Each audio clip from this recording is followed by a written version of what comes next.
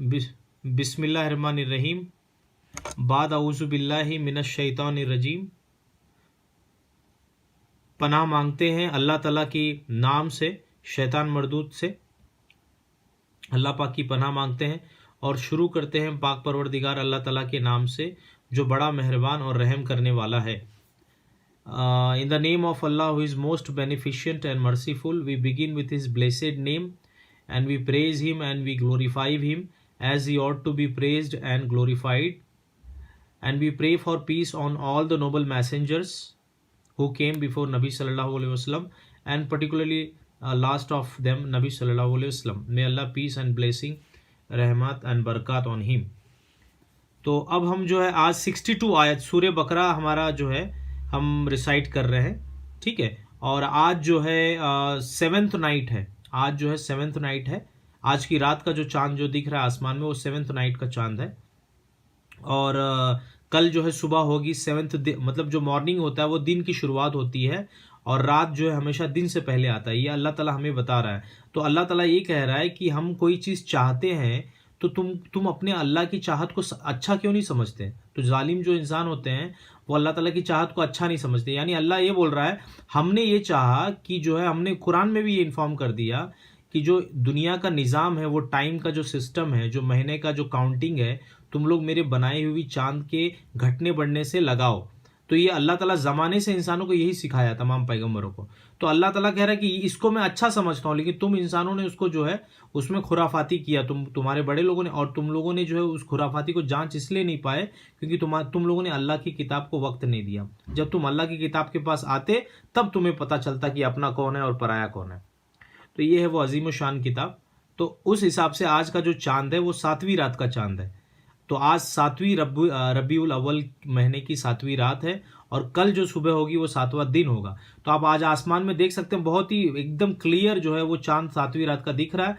और आपको उसको क्रॉस चेक करने के लिए गूगल पे डाल सकते हैं, जहाँ पर भी आप, जैसे कि मून राइज इन नागपुर और मून राइज इन बनारस और मून राइज इन बॉम्बे, ऐसा डाल के आप अगर गूगल पे डालेंगे तो आपको सैटेलाइट से खींचा हुआ चांद का जो फेज है वो दिखेगा।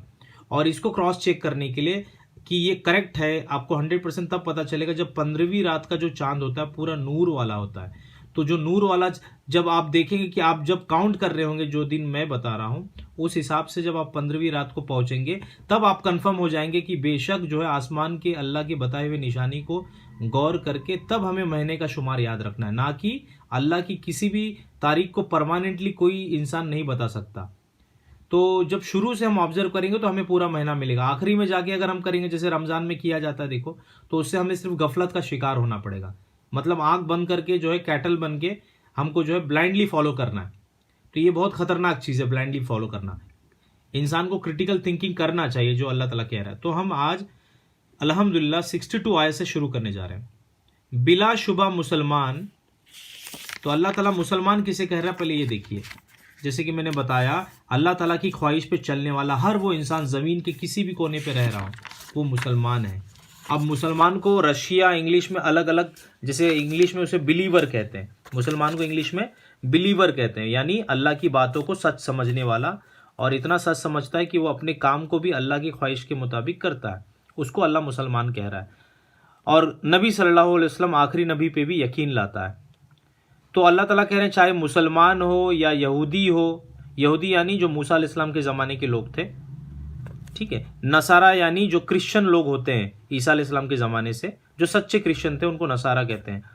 और सबाइन में से जो भी अल्लाह पर और यौम आखिरत पर, यानी जितने भी अहले किताब हैं, अगर अल्लाह पर यकीन करते हैं तो सीधी सी बात है अल्लाह पे यकीन करना है, यानी अल्लाह जो कह रहा है उस पर चल के दिखाना ही यकीन करना है। अभी आपको कोई बोलेगा अरे हम आपको मानते हैं, बहुत मानते हैं, लेकिन आपके बताए हुए रास्ते पे नहीं चलेगा तो आप सीधे समझ जाएंगे कि ये सिर्फ धोखा है, ये मुझे मानते हैं, बोलते हैं और करते हैं सिर्फ अपनी मनमानी। तो अल्लाह यही कह रहा है कि जब आप अल्लाह पे यकीन करते हैं तो अल्लाह यही कह रहा है जो कोई भी तुम लोग किसी भी कौम में पैदा हुए हो, कैसा भी हाल तुम्हारा हो, तुम्हारे बड़े कैसे भी हो, तो तुम्हारे इम्तिहान हम ऐसा लेना चाह रहे थे, इसलिए तुम उस फैमिली में पैदा हुए, इसलिए तुम्हारा इम्तिहान ऐसा एकदम यूनिक हो रहा है। तो अल्लाह ये कह रहा है कि अल्लाह पर जो यकीन करते हैं तो अल्लाह पे यकीन कब करोगे जब अल्लाह की बातें पढ़ोगे। खाली आंख बंद करके यकीन करना सही नहीं है ना। जब कोई बात समझोगे तब यकीन सेकंड स्टेप आता है। जब समझने के लिए लोग कुरान के पास नहीं आएंगे, जब उसका मायना ही नहीं पढ़ेंगे, तो कहाँ से उनको यकीन होगा कि अल्लाह इतना बड़ा शान वाला है? उसके राज पता कैसे चलेंगे दुनिया के? तो और उसके बाद अल्लाह कह रहा है जो लोग आखिरत के दिन पर भी यकीन रखते हैं। आखिरत किसको कहते हैं? जिस दिन तमाम मरे हुए लोगों को जो है ज़मीन से अल्लाह निकालेगा, चाहे वो भस्म हो गया हो या मट्टी के पार्टिकल्स बन गए हों, उन सबको ज़मीन से पैदा होना है बिना माँ बाप के। उस दिन अल्लाह बिना माँ बाप के सबको पैदा करेगा। इस बार इस दुनिया में पैदा किया तो हमारे माँ बाप बनाए ना, लेकिन उस दिन हिसाब के दिन सबको बिना माँ बाप के ज़मीन में से निकलना है।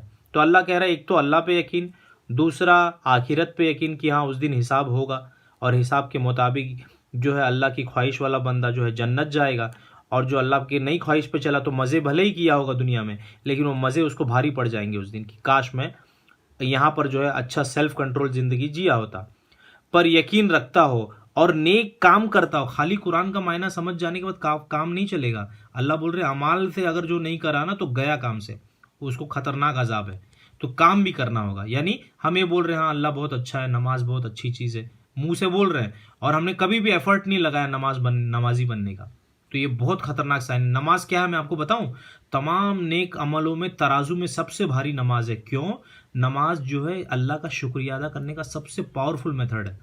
मतलब जिसको एहसान याद होगा वो उसके सजदे में बहुत ही अलग बात होगी। तो सजदा करना अल्लाह का शुक्रिया अदा करना है, और उससे बढ़कर कोई शुक्रिया अदा का मेथड नहीं है। इसलिए नमाज नेक अमाल में सबसे वजनदार चीज़ है। लेकिन जो सच्चा नमाजी होगा वो रियाकारी नहीं करेगा, यानी दिखावा नहीं करेगा। यानी दिखावा कैसे प्रूफ होगा? जैसे कि नमाज पढ़ने के साथ साथ 99% जो हुक्म और भी है कुरान के अंदर उसको भी समझ के पढ़ेगा और अपनी ज़िंदगी को बदलने की शुरुआत कर देगा, बिना गम के कि जो जो कुछ हुआ सो हुआ, अब अल्लाह मैं तौबा करता हूँ, सच्चा तेरे से वादा है, प्रॉमिस है कि तेरे सिवा मेरा कोई नहीं है। तो ऐसा भरोसा करके जब वो ज़िंदगी जिएगा तो उसके एक एक अमाल, उसका पानी पीना भी उसे याद दिलाएगा कि अरे पानी हमारे नबी सल्लल्लाहु अलैहि वसल्लम ऐसा पीते थे, बिस्मिल्लाहिर्रहमानिर्रहीम बोल के खाना खाते थे। कोई भी पाक काम जब करते थे तो बिस्मिल्लाहिर्रहमानिर्रहीम बोल के करते थे। और कोई भी अगर दिल में जरा सा भी एहसास होता है गुनाह का काम है, फ़ौरन औज़ु बिल्लाहि मिनश शैतानिर रजीम, यानी या अल्लाह मैं तेरी पनाह मांगता हूँ तमाम बुराइयों से जो तूने पैदा की, तो मैं तेरी पनाह मांगता हूँ कि मुझे बुराई में ढकेल नहीं, मुझे तेरे नेक बंदों में शामिल कर, या मुझे तेरे नेक बंदियों में शामिल कर। ऐसा तो वो अपने रब के पास बड़े अजर का हकदार होगा। यानी जो कोई अल्लाह पे यकीन करेगा, आखिरत पे यकीन करेगा और नेक अमाल कर्तव्य कर्म भी उसके नेक होंगे, तब जाके अल्लाह ताला कह रहा है कि उसको हम बड़ा अजर देंगे। दुनिया में तो देके दिखाई दिए इतनी सारी निशानियां, लेकिन कभी ना खत्म होने वाली जिंदगी उसको प्रॉमिस के साथ देंगे, इसी चेहरे के साथ, लेकिन और ज़्यादा उसे खूबसूरत बना देंगे। औरत हो या आदमी हो, और ज़्यादा उसके अंदर गुण भर देंगे, क्वालिटी भर देंगे, ताकि वो जो है किसी भी चीज़ का जो है उसे कमी ना हो, कभी दिल में कमी ही नहीं बाकी रहेगी। तो जन्नत इतना महान है कि जहाँ पर आप लोगों का इस्तकबाल होगा, अल्लाह ताला जब हमें माफ़ करेगा अपने फजल से, तो अल्लाह वादा कर रहा है कि मैं उसी को माफ़ करूंगा जो रेडी है मेरी बात सुनने के लिए, तैयार है और खौफ रखता है। पर और सीधी सी बात है, जब हम डर रखेंगे माँ बाप का तभी तो हम बच्चे सीधे रास्ते पे चलते हुए देखेंगे। आप जब बाप का डर नहीं रहता तो देखो बड़े लोग बोलते हैं अरे इसके घर में बाप माँ बाप का डर नहीं है तभी ये बच्चा बिगड़ रहा है। तो डर रहना जरूरी है। इसी तरीके से मुसलमान होने के लिए अल्लाह का डर होना पड़ेगा। चाहे आप कोई भी जुबान बोलते रहो, अरबी नहीं आती तो भी वो मुसलमान है, क्योंकि मुसलमान को इंग्लिश में बिलीवर कहते हैं। तो मायना उसका नहीं बदलेगा, खाली जबान बदल जाएगी। तो इसे हमें याद रखना होगा। उनके लिए ना कोई खौफ होगा और ना रंजो गम होगा। मतलब अल्लाह क्या बोल रहे हैं, उस दिन हशर के मैदान एक दिन का जो है तुम्हारे हमारे हिसाब के बराबर 50,000 साल का साल, मतलब अल्लाह के नज़दीक एक दिन है, लेकिन हमारे नज़दीक वो 50,000 साल का दिन है। तो अल्लाह ये कह रहा है कि उस दिन उन लोगों को मैं डराऊंगा नहीं जो हमारे से डर के रोए और अपनी गलतियों से पे शर्मिंदा है और हमें हमेशा मनाते रहे। और जैसी ये काफिर लोग जो यानी बुत परस्त लोग जो है मूर्तियों के सामने जितना दिल लगा के तू सुख करता है, तू दुख करता है, ये तमाम जो तारीफें अल्लाह के सामने लगा के बोले, तो ऐसे लोगों को, जिन लोगों ने काफिरों से ऐसा ये चीज़ सीख के मेरे सामने ऐसा करके मेरे सामने मेरी तारीफें की और सारी खूबियां मेरी बयान की ना, तो मैं उनसे बहुत खुश हूँ। उनको जो चाहिए मैं सब दूंगा, सारी जायज़ चीज़ें, और उनसे उनके गुनाह दूर कर डालूंगा और फिर कभी उनकी परीक्षा नहीं लूंगा मैं इस तरीके का। अब वो हमेशा के लिए जिंदा रहेंगे, खुश रहेंगे। तो ये वादा है अल्लाह ताला का। तो यानी हमें ये मालूम पड़ता है, हम जालिमों से भी ये चीज सीख सकते हैं कि वो जिसको अल्लाह का शरीक बना के पूज रहे हैं ना, तो पूजा करने के योग्य तो एक ही अल्लाह है, उसके सिवा कोई माबूद नहीं, उसकी पूजा करो।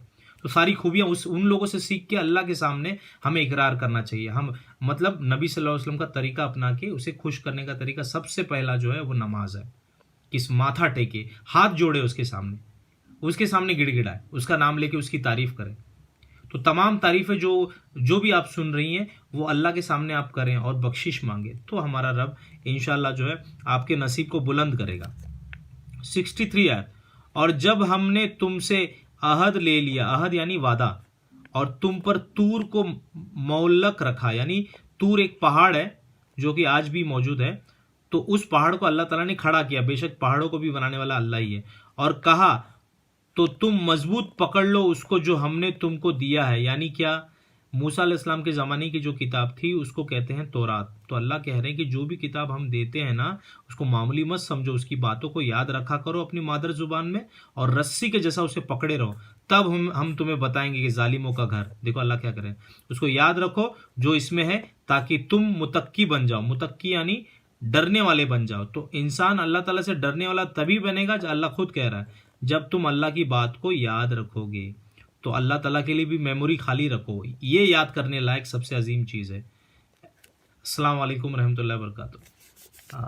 वेलकम जानू भाई। 64 आयत, फिर तुम इस कौले करार के बाद फिर गए। अल्लाह फिर बता रहा है कि वो लोग क्या हुआ, अल्लाह ताला ने उनसे वादा लिया कि तुम लोग मेरी बातों को याद रखोगे और अमाल वैसे ही करोगे जैसा मैंने तुम लोगों को गाइड किया है अपने पैगंबरों के जरिए। लेकिन अल्लाह क्या बता रहा है, वो लोग फिर अपने जो है ना प्रॉमिस से मुकर गए।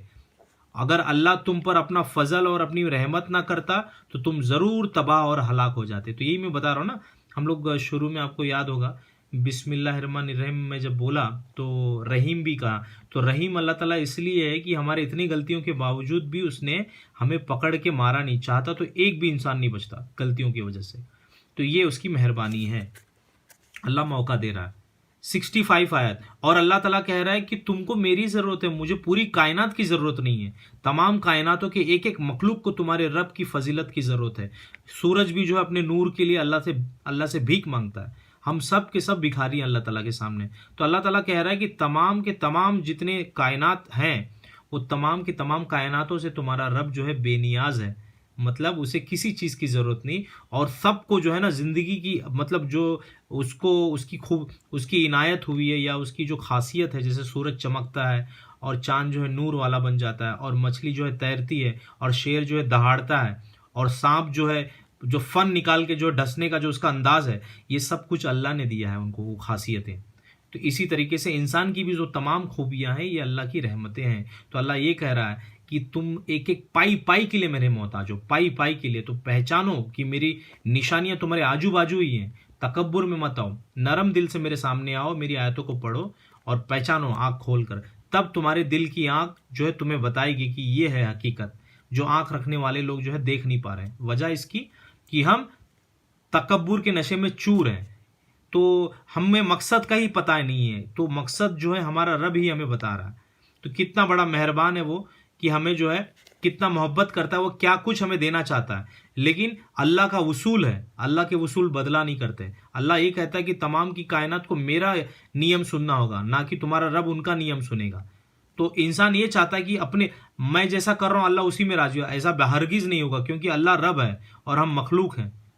तो ऐसा हरगिज नहीं होगा। अल्लाह जो चाहता है उसके मुताबिक जो करेगा उसको दिया जाएगा, क्योंकि हम सब पाई पाई के लिए मोहताज है। जिन लोगों ने भी इसमें अकड़ दिखाया, अल्लाह ने आज उठा के देख